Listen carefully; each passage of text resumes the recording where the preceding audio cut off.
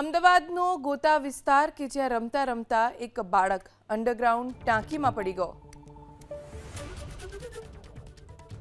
બાળકનું મોત થઈ ગયું છે. સેવન્થ બ્લીસ નામની સોસાયટીમાં ગઈકાલે સાંજે કેટલાક બાળકો રમતા હતા. આ સમયે અંડરગ્રાઉન્ડ પાણીના ટાંકાનું ઢાંકણું ખુલ્લું હોવાથી દર્શ પટેલ નામનો 8 વર્ષનો બાળક તેમાં પડી ગયો. ઘટનાની જાણ થતાં રહીશો દોડી આવ્યા. બાદમાં બાળકનો મૃતદેહ પણ મળી આવ્યો.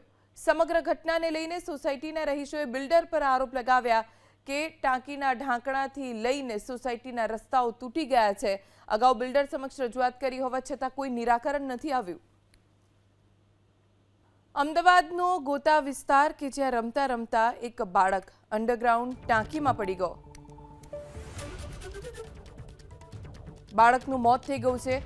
સેવન્થ બ્લીસ નામની સોસાયટીમાં ગઈકાલે સાંજે કેટલાક બાળકો રમતા હતા. આ સમયે અંડરગ્રાઉન્ડ પાણીના ટાંકાનું ઢાંકણું ખુલ્લું હોવાથી દર્શ પટેલ નામનો 8 વર્ષનો બાળક તેમાં પડી ગયો.